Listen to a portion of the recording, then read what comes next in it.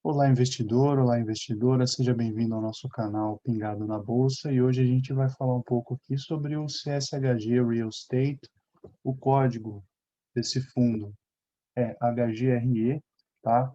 Tem uma cota de mercado aí, cota, né, o valor de mercado R$ 137 ali na casa dos 140 mais ou menos, e a cota patrimonial é 169,21, ou seja, o fundo está sendo negociado abaixo do seu valor patrimonial, tá? O que pode denotar aí ou uma certa reticência aí do mercado com relação ao fundo, ou ele está descontado, né? Então vai depender muito do que você acha do fundo, lembrando que esse vídeo não se trata de uma recomendação de compra nem de venda desse ou de qualquer outro ativo, ok? Bom, o valor do mercado do fundo, se a gente pegar, né, o valor da cota do mercado e multiplicar pelo número de cotas, a gente tem aí o total de mais ou menos 1,6 bilhão de reais, tá? O número de cotistas é alto, né, 109.764 cotistas, teve aí um rendimento de em torno de 67 centavos por cota, o ABL total dele é de 205.134 metros quadrados e o dividend yield aí em torno de 5,84%. Lembrando que a Selic, a taxa Selic, acabou de subir para 3,5%, então a gente tem que observar essa relação de risco-retorno aí do fundo para ver se vale a pena investir nele, tá? Dois pontos de atenção aqui, que são a vacância física e a vacância financeira do fundo. Está ali na casa dos 23% a vacância física, a vacância financeira relativamente alta, né, 25%. Lembrando que o fundo tem alguns prédios vagos, totalmente vagos, a gente vai ver um pouco mais para frente aqui no vídeo, tá? O fundo distribuiu, como eu falei já, 67 centavos por cota, e nesse mês agora de maio, referente à, à renda de abril, só que essa distribuição foi acima do resultado distribuível do mês de abril, certo? Aqui foi em torno de 50 centavos, tá? E a perspectiva do fundo é que essa renda de 67 centavos por cota acabe se mantendo aí nos próximos meses, ok? Um ponto relevante aqui, interessante, é que os imóveis do fundo, eles passaram aí de 27,6%, os imóveis classificados como AAA e A, né? Então, esse rating aí de imóveis bons passou de 27,6% em 2018 para 70% em 2021, agora esse ano. Ou seja, a gente consegue ver aí uma melhora na qualidade do portfólio, tá? Aqui, vamos ver um pouco do resultado do fundo. Em posição aqui, a gente vê uma certa diminuição na receita de locação de março para abril, que foi de 9.964.000 para 8.968.000, o que acaba refletindo um pouco também no total dessas receitas aqui, porque o fundo teve algumas despesas aqui também em abril e março, inclusive as despesas de abril foram mais altas do que as de março, tá? Que acaba impactando aqui na linha do resultado, que saiu de 7,4 milhões para 5,9.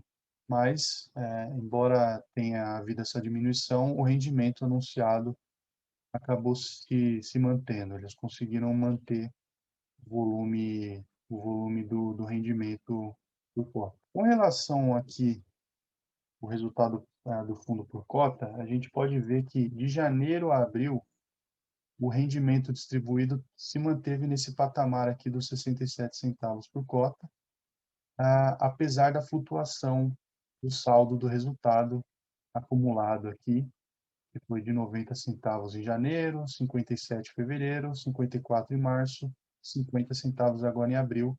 A gente observa uma diminuição no resultado acumulado, e uma variação grande aqui até no resultado em si, tá? Que foi de 88 centavos lá em janeiro, até porque eles tiveram um ganho de capital relativamente grande, se você for considerar,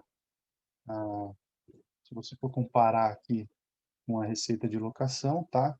34 centavos em fevereiro, 63 em março e 50 centavos em abril. Então, é um ponto de atenção aqui essa inconstância, essa volatilidade aqui no rendimento, né? No resultado, desculpa, muito embora o fundo consiga manter o rendimento distribuído. Outro ponto de atenção aqui é a rentabilidade. Comparando o HGRE com o IFIX, a gente vê que o HGRE no ano está tomando uma, uma surra aqui do IFIX, tá? Que também não está essa maravilha toda. Teve uma queda aí de 0,3 do IFIX no ano contra 10%, 10,5% do HGRE no ano, tá? Então a gente pode ver aqui nesse gráfico que o rendimento do IFIX e o rendimento do HGRE, eles estão ali mais ou menos no mesmo patamar, se a gente for considerar aqui fevereiro de 21, tá?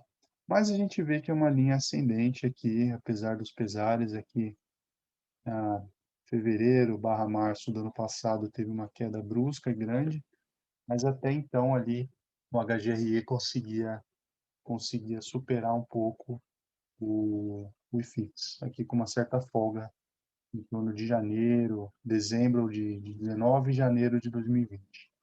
Tá? Só depois aqui que a gente acabou tendo esse baque, até porque o resultado do fundo depende muito do trabalho em escritório e, como a gente sabe, isso acabou ficando um pouco prejudicado agora durante a pandemia.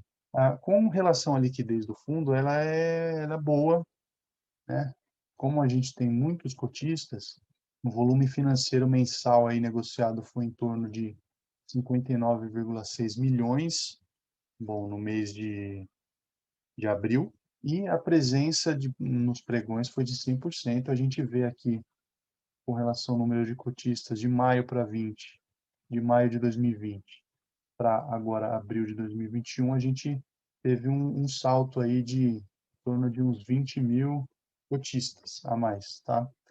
Embora aqui de janeiro a abril a gente tenha mantido uma certa estabilidade aqui no número de cotistas.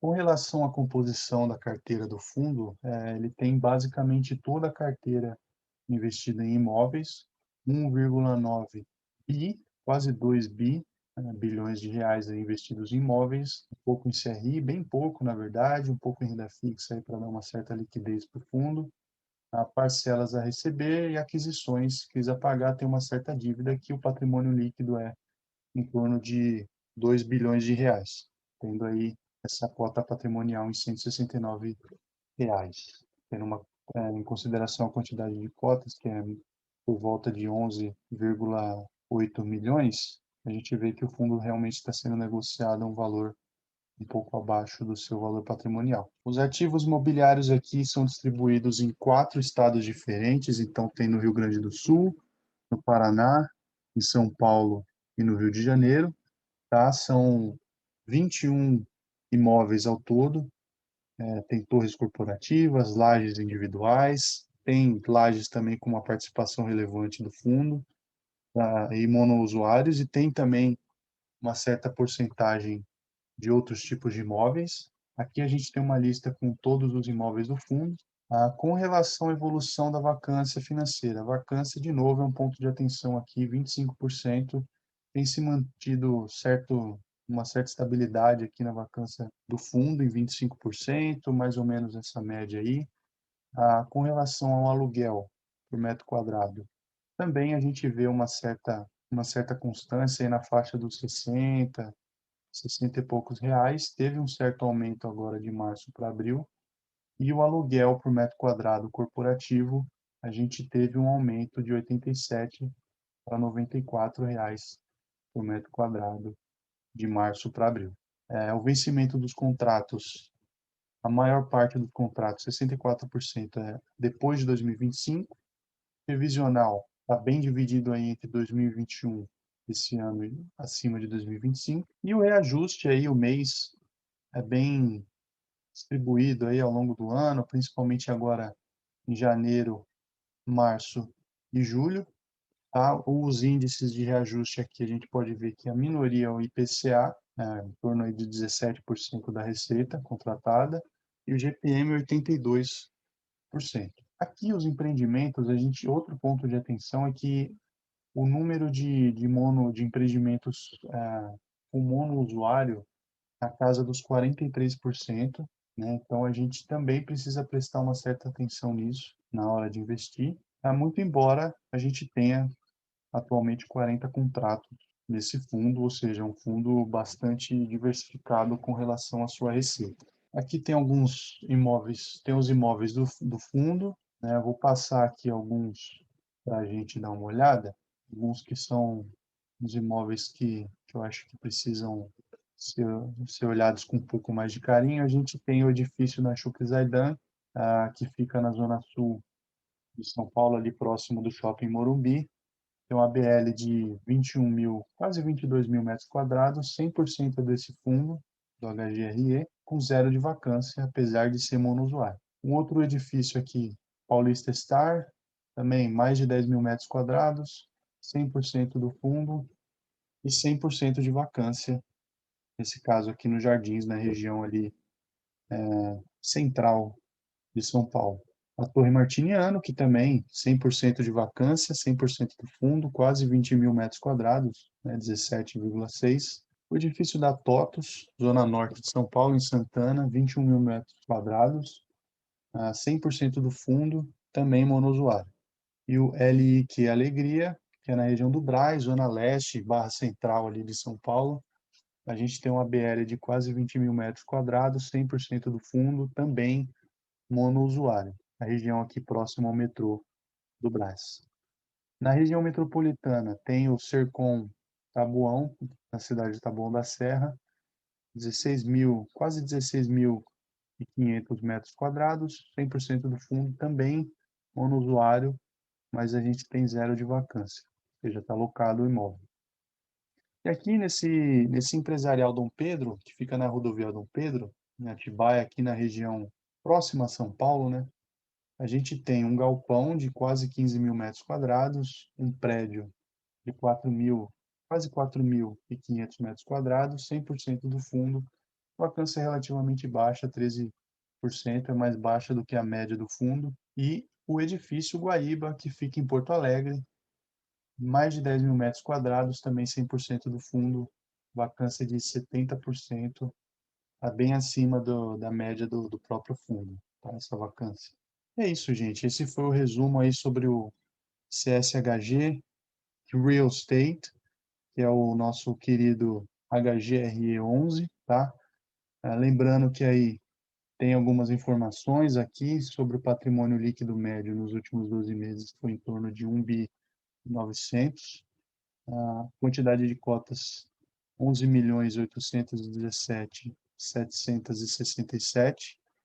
A taxa de administração desse fundo é 1% aí sobre o valor do mercado e o código de negociação do fundo é o HGRE11. Espero que você tenha gostado desse vídeo. Se você não é inscrito no canal, considere assinar, se inscrever aí, porque a gente vai... Considere se inscrever aí, porque a gente vai fazer alguns vídeos aí falando sobre fundos imobiliários, ações, algumas estoques, ETFs também, vai ver um pouco o que está acontecendo fora também da nossa bolsa aqui no Brasil. E é isso, assine o canal, lembrando, não é uma recomendação de compra ou de venda desse fundo. Esse vídeo tem um caráter informativo apenas. Aproveita, diz aí no comentário se você tem esse fundo na sua carteira e se você pretende comprar esse fundo para sua carteira. Aí eu vejo você no próximo vídeo. Até mais.